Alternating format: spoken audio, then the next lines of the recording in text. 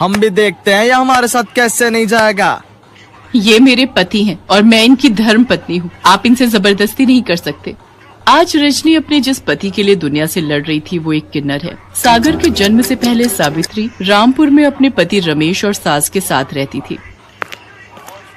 अरे सावित्री, क्या कर रही है? पता है ना, दाई माँ बोल कर गई थी इस हालत में तू आराम किया कर।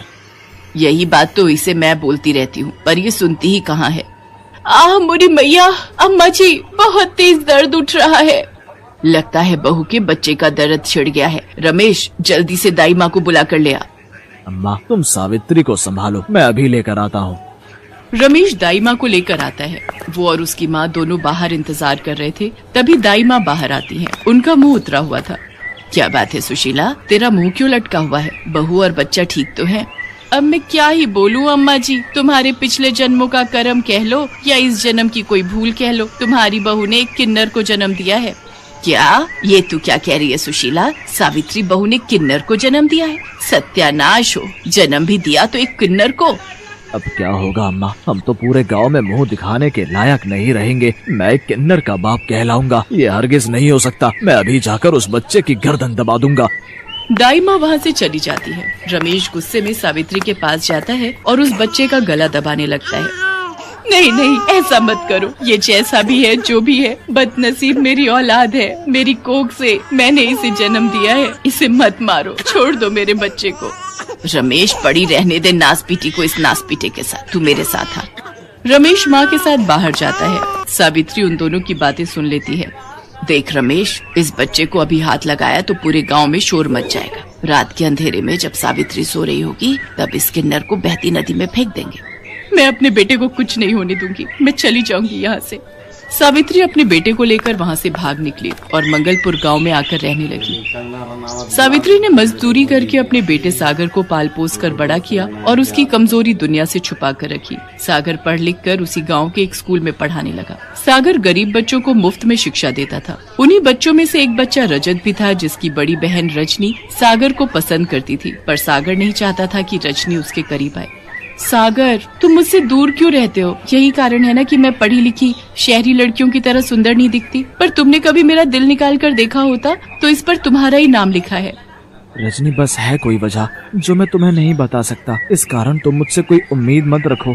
रजनी को बहुत दुख पहुंचता है। कुछ समय बाद रजनी की शादी विनोद नाम के लड़के से तय हो जाती, पर शादी के दिन विनोद का पिता दहेज की मांग लेकर अड़ जाता है। सेठ जी, मुझे कुछ दिन की मोहलत तो दो। जैसे ही फसल बिकेगी मैं बाकी के रुपए भी आपको दे जाऊंगा। तो ठीक है, हम बारात वापस ले जाते हैं। ऐसा ना कहो जय किशन बाबू, बिन माँ के मेरे बच्चों ने पहले ही बहुत दुख झेले हैं। मेरी बच्ची से कोई शादी नहीं करेगा। भगवान के लिए ये शादी होने दो मालिक, मैं आपके पैर पड़ता हूँ। बापू, मेरे कारण तुम ऐसे लालची लोगों के पैरों में मत गिरो। जाते हैं तो जाने दो ऐसे लोगों को। मुझे भी ऐसे लालची लोगों के घर बहू बनकर नहीं जाना। इससे तो मैं कुंवारी ही अच्छी हूँ। चल बेटा विनोद, बारात वापस जाएगी। रुक जाओ किशन बाबू, ऐसा मत करो, रुक जाओ। रजनी की बारात वापस लौट जाती है। ये सदमा रजनी बर्दाश्त नहीं कर पाती और वो आत्महत्या करने के लिए कुएं में कूद जाती है। अचानक सागर उसे देख लेता है और वो भी उसके पीछे कुएं में कूद जाता है और किसी तरह रजनी को कुएं से बाहर लाता है। मेरी बच्ची, हे भगवान, क्या करने जा रही थी? अगर तुझे कुछ हो जाता सागर बेटा, तुम नहीं होते तो आज मेरी बच्ची। दीदी, आंखें खोलो ना, क्या हुआ दीदी? रजनी की जान बच जाती है। उसके मन में सागर के लिए और प्यार बढ़ जाता है। अब वो किसी न किसी बहाने सागर के घर जाने लगी थी। रजनी बिटिया, कैसी हो? मैं ठीक हूँ माँ जी। सागर कहीं दिखाई नहीं दे रहे। वो मैंने सूजी का हलवा बनाया था, सागर को बहुत पसंद है। मुझे पता था इसलिए ले आई। अच्छा, सिर्फ सागर के लिए ही लाई हो, मेरे लिए नहीं? नहीं नहीं माँ जी, आप भी खाओ ना। वो तो मैं बस। रजनी, तुम यहाँ? सागर, रजनी ने सूजी का हलवा बनाया था, वो तुम्हारे लिए लेकर आई है। अच्छा माँ जी, मैं चलती हूँ। मुझे बताना हलवा कैसा था। रजनी शर्माते हुए वहाँ से चली जाती है, पर सागर सावित्री से कहता है, माँ, रजनी मेरी सच्चाई नहीं जानती। मैं नहीं चाहता मेरे कारण उसकी जिंदगी खराब हो। मैं जहाँ तक समझ पा रहा हूँ वो मेरे लिए अपने मन में कुछ अलग ही सोच रही है। मैं चाहता हूँ वो मुझसे दूर रहे। ये बात वो नहीं जानती कि मैं एक किन्नर हूँ। मैं एक साधारण इंसान की तरह उसके काबिल नहीं हूँ। सागर को लगा था कि रजनी वहाँ से जा चुकी है, पर रजनी तो दरवाजे की ओट में खड़ी सारी बातें सुन लेती है। उसके पैरों से जमीन खिसक जाती है और उसकी आंखें आंसुओं से भर जाती हैं। वो सारी रात सागर के बारे में ही सोचती रही।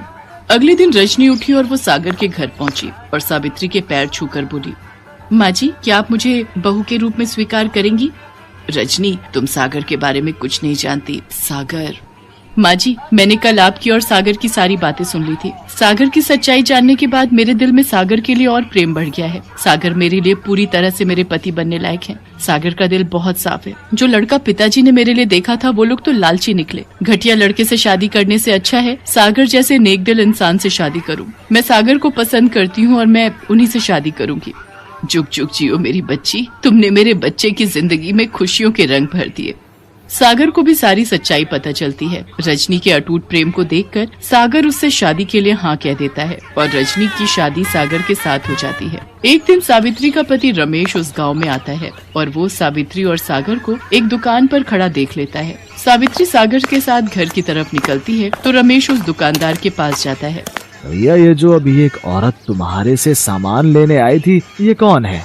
ये तो सावित्री बहन है और साथ में उनका बेटा सागर है। स्कूल में मास्टर है। अभी अभी शादी हुई है इसकी। ये कैसे हो सकता है? मेरा बेटा तो किन्नर था। एक किन्नर पति कैसे बन सकता है? जरूर सावित्री ने इसके किन्नर होने की बात सबसे छुपा कर रखी है। अगर मैं शहर में किन्नर को जाकर ये सच्चाई बता दूं तो वो इसे उठा कर ले जाएंगे और बदले में मुझे अच्छे खासे पैसे दे देंगे। मेरे तो मजे ही आ जाएंगे। रमेश सागर का सगा बाप होने के बावजूद भी इतनी घटिया हरकत करता है कि वो शहर जाकर किन्नरों को सागर की सच्चाई बता देता है और उनसे बदले में 50,000 रुपए ले लेता है। सभी किन्नर सागर को लेने गांव पहुंच जाते हैं। रजनी उस समय अपने पिता के घर गई हुई थी। सब गांव वाले भी सच्चाई को जान जाते हैं। हाय हाय, मैं भी देखती हूँ तू कैसे हमारे साथ नहीं जाएगा। तू किन्नर है और हम तुझे अपने साथ लेकर जाएंगे। तेरे बाप को 50,000 रुपए दिए हैं, उसी ने हमें तेरी सच्चाई बताई है। मैं क्या करूँ माँ, कुछ समझ नहीं आ रहा। मेरा अपना बाप ही मेरे खिलाफ हो गया। मुझे नहीं पता था काला साया बनकर तेरा पिता तेरा दुश्मन बन जाएगा। बचपन में तो मैंने तुझे उससे बचा लिया था। हे ईश्वर, मेरे बच्चे को बचाओ। तभी रजनी आ जाती है और वो किन्नरों का रास्ता रोक देती है। अरे ये औरत तो पागल हो गई है। एक किन्नर को अपना पति कहती है। जब तक ये हमारे साथ नहीं जाएगा हम यहाँ से नहीं हिलेंगे। अरे हमने पैसे दिए हैं इसे यहाँ से ले जाने के। ये मेरे पति हैं और ये अपनी मर्जी से कहीं भी रह सकते हैं। तुम इनके साथ जबरदस्ती नहीं कर सकते हो। कानून के हिसाब से किसी को भी अपनी मर्जी से जिंदगी जीने का हक होता है और सागर और मैं एक खुशहाल जिंदगी जी रहे हैं। गांव वाले रजनी के साहस की प्रशंसा करते हैं और सब उसका साथ देते हैं। गांव वाले जानते थे कि सागर एक भला इंसान है। सब गांव वाले मिलकर पैसे इकट्ठे करते हैं और किन्नरों को पकड़ाते हैं।